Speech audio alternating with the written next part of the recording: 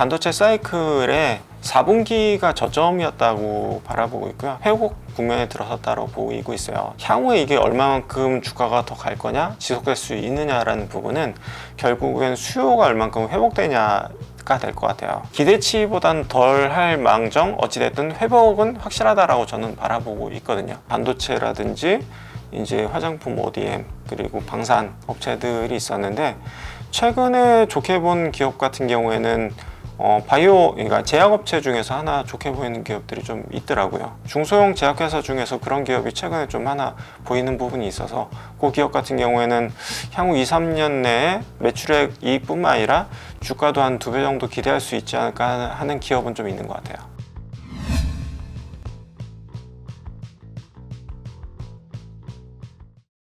저는 지금 반도체 사이클의 4분기가 저점이었다고 바라보고 있고요. 4분기 바닥으로 이제 회복 국면에 들어섰다고 보이고 있어요. 다만 향후에 이게 얼마만큼 주가가 더 갈 거냐, 지속될 수 있느냐라는 부분은 결국엔 수요가 얼만큼 회복되냐가 될 것 같아요. 그래서 뭐 삼성전자 얼마 갈 거냐, 뭐 이런 부분들을 예측하기 어려운 부분은 이 부분이라고 생각을 해요. 예를 들어서 휴대폰 판매량이 정말로 중국의 휴대폰 판매량이 계속해서 회복될 수 있느냐, 그리고 이제 서버용 반도체가 회복 국면으로 들어갔을 수 있느냐, 그리고 AI 반도체가 정말 시장의 기대치를 넘어서는 수요를 보일 수 있느냐, 이런 부분들의 어떤 우려를 다 넘어서야지만이 추가적인 상승 가능성, 혹은 이게 시장의 기대치보다 더 높아야지만이 더 강한 상승 탄력을 보일 수 있다라고 보고 있거든요. 그렇기 때문에 저는 이게 더 지속된다, 어느 정도 높은 강도로 갈 거다, 이거는 저는 알 수 없다. 그냥 이런 부분들은 제가 말씀드렸던 한 3가지 요소들을 계속해서 확인하고 데이터들을 확인해야지만이 이게 계속해서 갈 수 있는지 그러니까 알 수 있는 부분이지, 지금 섣불리 뭐 A, B, C라는 요소가 있는데 이게 다 잘 돼서 뭐 얼마가 갈 겁니다 라고 얘기할 수 없는 부분이, 이런 부분들은 아직까지는 다 변수로 남아있다라고 저는 보여지고 있어요. 다만 큰 틀에서 봤을 때는 아까 말씀드렸듯이 지난해 4분기 때 이제 바닥을 찍었고 회복 사이클에 있다라고 이제 생각하고 있기 때문에 기대치보단 덜 할 망정 어찌됐든 회복은 확실하다라고 저는 바라보고 있거든요. 그렇기 때문에 뭐 지금이라도 늦지 않고 충분히 가져가야 된다라고 생각을 하고 있고, 그리고 이제 마지막으로 한 가지 말씀드릴 수 있는 부분은 AI 반도체에 대한 수요는 여전히 강할 것 같다 라는 부분은 저는 확실해 보이는 것 같기는 해요, 아직까지는. 그래서 그런 부분에 투자한다고 하면은 뭐 크게 우려감이 없이 투자할 수 있지 않을까 싶고, 그리고 이왕이면은 뭐 기존의 반도체에 대한 수요, 뭐 레거시 디램에 대한 수요 회복에 대한 기대치가 있고, 플러스 알파로 뭐 신규로 뭐 HBM이라든지 뭐 DDR5라든지 이런 부분들이 붙어줄 수 있는 업종이라고 하면은, 기업이라고 하면은 좀 더 좋은 투자가 될 수 있지 않을까 라고 생각을 하고 있습니다. 저는 소부장도 긍정적으로 보고 있어요. 왜냐하면은 지난해 이제 4분기까지는 이제 기존의 이제 디램 생산 업체들이 이제 생산량을 줄였던 부분이 있는데요. 최근에는 이제 가동률 자체가 굉장히 좀 회복이 되고 있다라고 저는 듣고 있어요. 그렇기 때문에 소재 업체들 같은 경우에는 가동률을 줄이면은 바로 이제 수요가 감소하는 측면이 있고, 그리고 가동률을 늘리면은 결국에는 수요가 증가하는 부분이 있기 때문에 소재 업체들도 충분히 좋아질 거다라고 좀 보고 있고요. 그래서 올해 1분기 같은 경우에는 이제 반도체 투자도 좀 재개가 되면서 이제 장비 업체들도 좀 개선이, 그러니까 투자 심리가 좀 개선되고, 그리고 소재 업체들도 마찬가지로 좀 후행적으로 좋아지긴 하지만 이제 좋아질 만한 여지가 많이 생겼다. 왜냐면은 가동률이 증가했기 때문에 뭐 이렇게 생각을 하고 있고요. 다음에 이제 앞서 말씀드린 부분하고 좀 유사한 부분이 될 것 같은데, 신규로 들어가는 뭐 HBM이라든지 차세대 반도체에 대해서 추가로 들어갈 수 있거나, 뭐 2차 전지라든지 뭐 새롭게 들어갈 수 있는 것들이 있다라고 하면은 조금 더 그런 업체들은 좀 더 두각받을 수 있지 않을까라고 기대하고 있습니다. 최근에 저희가 이제 좋게 보고 있는 업종은 아까 말씀드렸듯이 이제 반도체라든지 이제 화장품 ODM 그리고 방산 업체들이 있었는데, 최근에 좋게 본 기업 같은 경우에는 바이오, 그러니까 제약업체 중에서 하나 좋게 보이는 기업들이 좀 있더라고요. 그래서 이제 기존 사업도 계속해서 이제 증가시키면서 새로운 이제 파이프라인이 붙어지면서 추가로 이제 매출액이 증가할 수 있는 기업 기업들 중에서 중소형 제약회사 중에서 그런 기업이 최근에 좀 하나 보이는 부분이 있어서 그 기업 같은 경우에는 향후 2, 3년 내에 이제 매출액 이익뿐만 아니라 주가도 한 2배 정도 기대할 수 있지 않을까 하는 기업은 좀 있는 것 같아요. 그래서 그런 기업 최근에 발굴한 부분이 가장 재미있었던 부분이 아닌가 생각이 됩니다. 기관들이 많이 힘을 잃어버린 것 같아요. 기관들이 운영할 수 있는 자금의 출처는 딱 두 가지이거든요.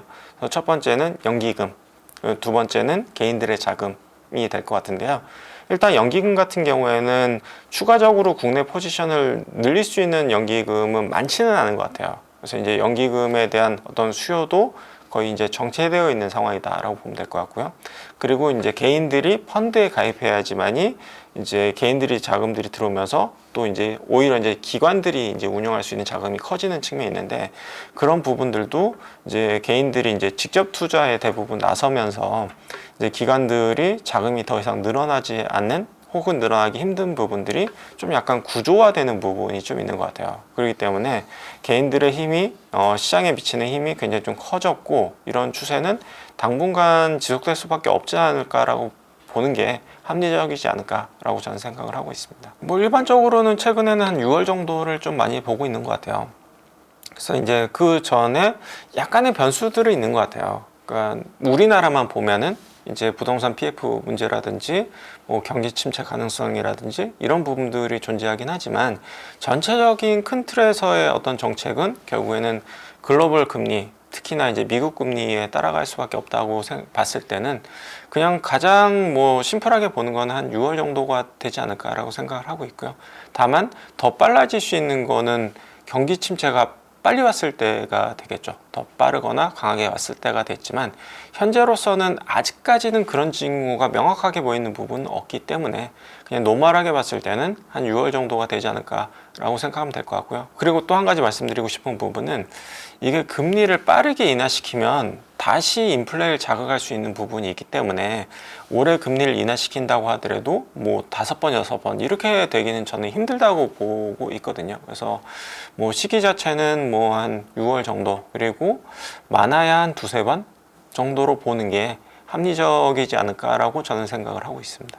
저는 개인적으로 이제 그런 투자에 대해서는 좋아하지는 않아요. 왜냐하면은 주식 같은 경우에는 사실 기업이라는 본질이 있고, 기업이 이제 부가가치를 생산을 하면서 거기에 대한 이제 평가를 할 수 있는 부분들이 조금 더 이제 명확히 보이는 부분이 있지만, 금이라든지 가상자산이라든지 이런 부분들은 그런 부분들이 좀 명확치 않은 부분이 있거든요. 그래서 이제 평가가 되게 어렵다라고 생각하기 때문에 제 개인적으로는 선호하는 어떤 투자 유형은 아니고요. 다만 이제 개인들의 자산 포트폴리오적인 측면에서 봤을 때 나는 좀 안전자산을 갖고 싶다, 혹은 미래에 좀 각광받을 수 있는 자산을 좀 갖고 싶다라고 하면은 전체 운용 자산의 뭐 한 5에서 10% 정도 뭐 이런 쪽에 좀 해치 차원에서 가져가고 싶다라고 하면은 저는 크게 문제는 없다고 보고 있습니다. 다만 이제 제가 개인적으로 선호하는 자산군은 아니다, 이렇게 말씀드릴 수 있을 것 같습니다. 저는 현금을 너무 아깝게 생각하지 않았으면 좋겠어요. 그래서 가장 안타까운 시기가 주가가 이제 폭락을 해서 사고 싶은 주식들을 엄청나게 많이 늘었는데 현금이 없어서 이제 그걸 더 살 수가 없는 시기가 적어도 2-3년에 한 번씩은 오는 것 같긴 하거든요. 그래서 노멀한 수준의 주식의 전체 금융자산 중에 주식자산 비중을, 거기에 대한 좀 고민이 일단 우선적으로 좀 스타트에 필요하다고 생각을 해요. 그래서 나는 좀 노멀한 수준의 어떤 투자를 하고 싶다라고 하면은 저는 한 6대4 정도라고 생각을 해요. 그래서 이제 60% 정도를 좀 위험자산, 특히나 이제 주식에 투자하고 40% 정도는 안전자산, 뭐 채권이라든지 아니면 예금이라든지 현금이라든지 아니면은 뭐 예를 들어서 리츠처럼 좀 배당금이 발생할 수 있는 자산이라든지 아니면 이제 공모주라든지 이런 쪽에 조금 더 안정적으로 운영할 수 있는 곳에 이제 포션을 두고, 조금 더 이제 공격적으로 갈 수 있는 거는 조금 비중을 둬서 좀 차별화돼서 가져가는 게 가장 좋을 것 같고요. 그렇다고 하면은 되게 심리적인 안정감을 좀 얻을 수 있을 것 같긴 해요. 올라갈 때는 조금 아까울 수 있어도 떨어질 때는 전체적인 자산이 100이 떨어지는 게 아니라 한 0.6 정도 민감도로 떨어질 수 있는 부분이 있다 보니까 되게 심리적으로 좀 안정적으로 좀 투자할 수 있는 부분이 좀 존재하고요. 그리고 많이 충분히 떨어졌다고 생각했을 때는 그 안전자산에 해당되는 부분을 헐어서 조금 더 내가 리스크 자산으로 좀 갈아탈 수 있는 이제 발판이 되면서 조금 수익률을 더 한 단계 좀 끌어올릴 수 있는, 계단식으로 올릴 수 있는 부분이 있다 보니까 그런 자산 배분을 좀 신경 써서 투자한다고 하면은 조금 더 안정적인 투자를 할 수 있지 않을까라는 생각이 듭니다. 저는 주식에 대해서 공부한다고 하면은 내 능력 범위 안에서 투자라고 대가들도 늘 얘기를 하시거든요. 그 능력 범위는 저는 내가 갖고 있는 직업과 연관된 것들이라고 저는 생각을 해요. 그래서 예를 들어서 내가 이제 화장품 회사에 다니고 있다, 혹은 내가 IT 기업에 다니고 있다, 혹은 내가 이제 반도체 기업에 다니고 있다 라고 하면은 다른 사람들보다 그 업종의 분위기나 생태에 대해서 잘 알고 있을 확률이 높다라고 생각을 하거든요. 그래서 내가 생각했을 때 얄밉게 되게 잘하고 있는 회사라고 하면은 저는 굉장히 투자하기 좋은 회사라고 생각을 합니다. 그래서 투자를 시작한다고 하면은 저는 거기서부터 시작을 해야 된다 라고 생각을 하고요. 다만 여기서 계속해서 이제 지평을 넓혀가는 거죠.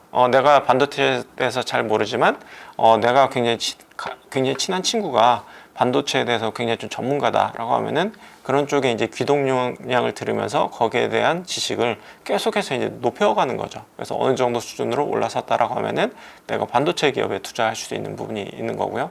혹은 뭐 제약이라든지 화학이라든지 금융이라든지 이런 쪽이 조금 공부하기 좀 어려운 부분이 있어요. 다만 내가 그런 기업들의 충분히 공부가 되어 있고, 그리고 업앤다운 사이클을 한 두세 정도 사이클을 지켜봤다라고 하면은 이제는 투자해 볼만 할 때가 됐다, 혹은 이제는 감이 오는데, 이렇게 생각이 되는 시점이 분명히 오실 거라고 생각하거든요. 그러니까 그때가 지평을 좀 넓힐 시기다라고 저는 생각을 합니다. 저는 두 가지 말씀드리고 싶어요. 첫 번째는 여윳돈으로 투자해라 라는 부분이에요. 왜냐하면은 시간에 쫓기게 되면은 좀 잘못된 투자 의사 판단을 내릴 수가 있거든요. 그래서 예를 들어서 1년 있다가 이제 전세 자금을 올려줘야 되는 전세 자금이 있어요. 근데 이거를 1년이라는 기한을 두고 투자한다고 하면은 계속해서 쫓길 수밖에 없는 부분이 있거든요. 그리고 정말 운이 나쁘게도 1년이 지난 시점에 지수가 폭락을 했어요.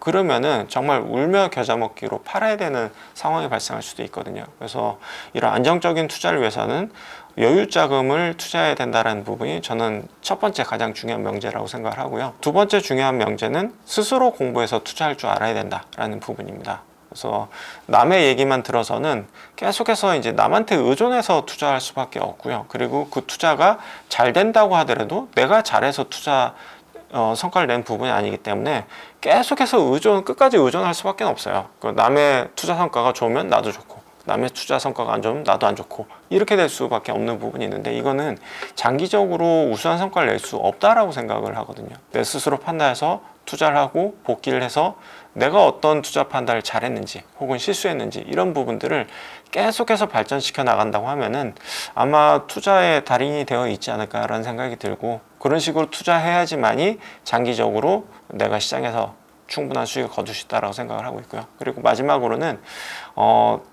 누구나 다 대부분 내가 다 하고 싶어 하긴 해요. 내가 하면 왠지 더 잘 될 것 같고, 남들은 다 투자를 잃는다고 하지만 뭐 나는 수익을 얻을 수 있을 것 같고, 이런 생각을 누구나 다 할 수가 있거든요. 근데 이거를 좀 객관적으로 좀 바라볼 수 있어야 된다고 생각을 해요. 내가 투자에 적합한지, 내가 투자에 능력이 있는지, 이런 부분들을 조금 더 이제 주관적인 게 아니라 잘 될 거야, 내가 하면 잘 될 거야, 뭐 내년이면 좋아지겠지, 올해는 안 좋았지만 뭐 내년 분명히 대박 날 거야, 뭐 하지만 내년이 됐는데도 결과는 똑같았다, 이러면은 이런 부분들의 개인 투자에 대한 비중이라든지 이런 부분들은 좀 낮출 필요가 있는 부분이 있거든요. 그래서 그런 부분들만 조금 잘 된다고 하면은 저는 개인 투자자들이 투자를 함에 있어서 충분한 수익을 거두실 수 있지 않을까 싶고, 정말 마지막으로 한 가지만 더 말씀드리면은 조금 경험을 해보셨으면 좋겠어요. 왜냐면은 부동산 하시는 분들은 부동산만 하시고, 뭐 예금이나 채권 하시는 분은 채권만 하시고, 뭐 이렇게 좀 시장이 굉장히 좀 나눠져 있는 부분들이 좀 존재하거든요. 근데 저는 부동산만 하시는 분들도 좀 한번 소액이라도 한번 시도해 보시면 좋지 않을까 싶어요. 왜냐면은 돈을 버는 부분도 좋지만 어떤 세상을 보는 시야나 어떤 기업을 보는 시야, 그리고 내가 만약에 사업을 한다든지 회사에 다닌다든지 이런다고 했을 때 시야가 좀 확장되는 효과가 분명히 있거든요. 그래서 이제 그런 부분 감안했을 때는 한번 시도해 보셨으면 좋겠다 이런 생각이 드는 것 같습니다.